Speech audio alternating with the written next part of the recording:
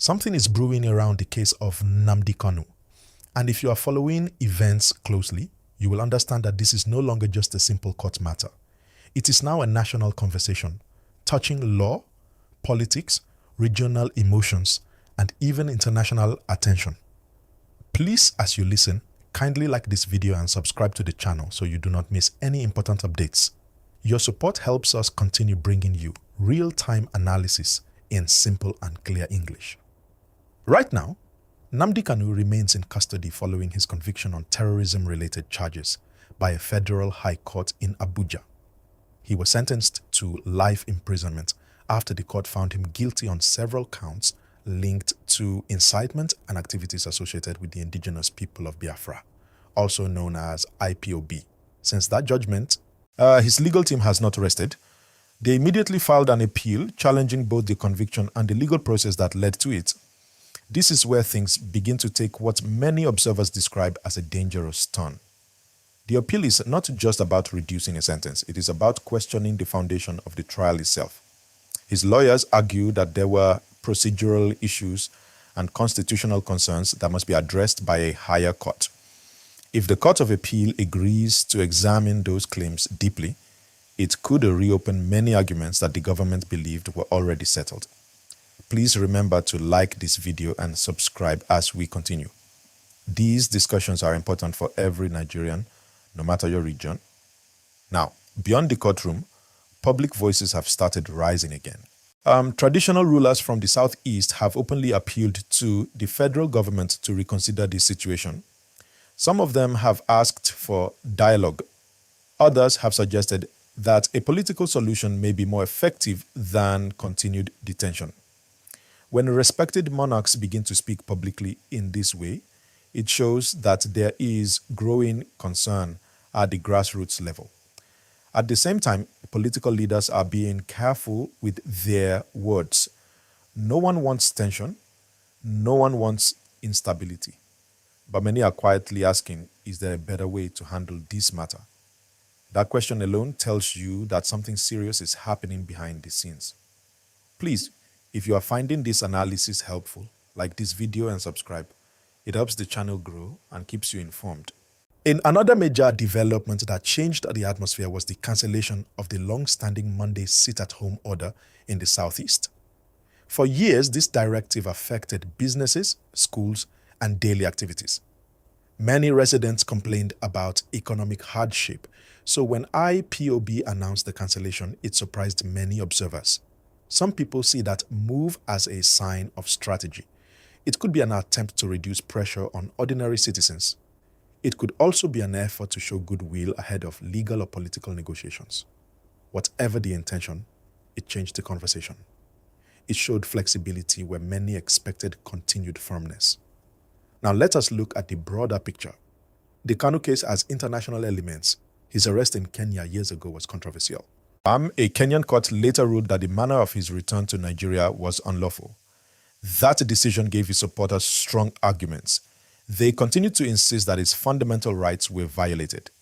This international dimension adds weight to the ongoing appeal. It also puts Nigeria under global observation. Foreign governments and human rights groups are watching carefully. When a case moves beyond national borders in this way, it increases its sensitivity. Please do not forget to like this video and subscribe for more balanced discussions. Many Nigerians are divided in opinion. Some believe the government must enforce the law strictly to maintain national unity and security. Others believe that dialogue and reconciliation would be more productive in the long run. Both sides claim to want peace. Both sides claim to protect the future of Nigeria. This division shows how emotionally powerful the issue has become. In the southeast, economic activities have suffered in the past because of uncertainty. Investors do not like instability. Business owners prefer calm environments. Youths want opportunities, not tension. So the longer this case remains unresolved, the more it affects perception and confidence in the region. At the federal level, the government must balance security concerns with political stability. It must also consider national unity. Every decision carries consequences. If the appeal fails, reactions could follow. If the appeal succeeds, that too will reshape the political landscape. This is why analysts say something is brewing. It is not necessarily about immediate crisis, as it is about pressure building slowly from different directions. Legal pressure, political pressure, public opinion pressure, and international observation. Let us talk about the legal angle again in simple terms. An appeal means a higher court will review what the lower court did. They will check if the law was applied correctly. They will examine whether the accused received fair hearing. If they find major errors, they can overturn the judgment or order a new trial. That possibility alone keeps hope alive for his supporters. At the same time, the government legal team will defend the original ruling strongly. They will argue that due process was followed and that national security concerns were handled properly. So the courtroom battle is far from over. Please like this video and subscribe. Staying informed is important. There is also a political calendar to consider. Nigeria is always preparing for the next election cycle. Political actors are careful not to alienate any major region. The Southeast remains a critical part of the country. So even if no official negotiation is announced, quiet consultations may be happening behind closed doors. Another issue is public perception. Social media discussions have intensified. Every court date trends online. Every statement from lawyers spreads quickly. In this digital age, narratives shape reality. Leaders know this. That is why communication around this case has become very cautious. Now, let us consider possible outcomes in simple language. One possibility is that the appeal court upholds the conviction. In that case, supporters may feel disappointed, but the legal process would continue, possibly up to the Supreme Court. Another possibility is that the conviction is reduced or modified. That would create a new environment. It could calm some tensions. A third possibility is a political intervention, such as a negotiated settlement within the framework of the law.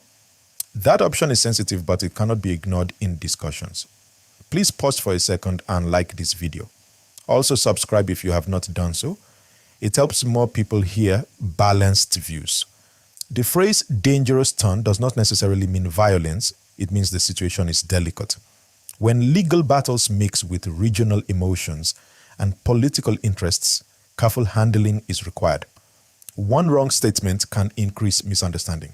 One insensitive action can raise tension. So far, our security agencies have maintained presence in key areas to ensure peace. Community leaders continue to preach calm. Religious leaders are also encouraging dialogue and unity. These efforts are important. In many ways, this case has become symbolic. For some, it represents the struggle for self-determination. For others, it represents the importance of preserving national unity. Symbols are powerful. They move emotions. They influence conversations at family tables and in public gatherings. Let us not forget the economic dimension. Businesses in the Southeast are slowly recovering from past disruptions. Stability will attract investment. Investors want assurance that roads will be open, markets will function, and schools will operate normally. The cancellation of site-at-home orders was a positive signal in that direction. Please remember to like this video and subscribe. We are breaking everything down in clear and simple English so everyone can understand. Another important angle is the youth factor. Young people in the region are watching closely. Many feel strongly about fairness and justice. Leaders must engage them constructively. Youth frustration, if ignored, can turn into deeper dissatisfaction. But youth engagement, if handled wisely, can turn into productive dialogue. Now, as we continue to watch this story unfold, the key word is patience. Court processes take time. Appeals require careful legal arguments. Political discussions require trust building. Nothing moves overnight in such complex matters.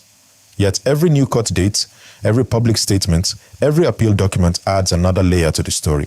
That is why analysts say something is brewing. It feels like we are approaching a decisive phase, even if we do not yet know what that decision will be. Let me ask you, what do you think is the best solution for lasting peace? Do you believe strict legal enforcement is the answer? Or do you believe dialogue should play a bigger role?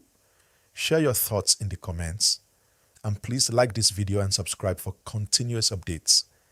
At the end of the day, Nigeria's strength lies in unity, justice, and fairness. Whatever happens in this case, it must be handled in a way that protects national stability and respects the rule of law. That balance is not easy, but it is necessary. We will continue to monitor developments carefully. If there are new updates from the Court of Appeal or official government statements, we will break them down in simple English for everyone to understand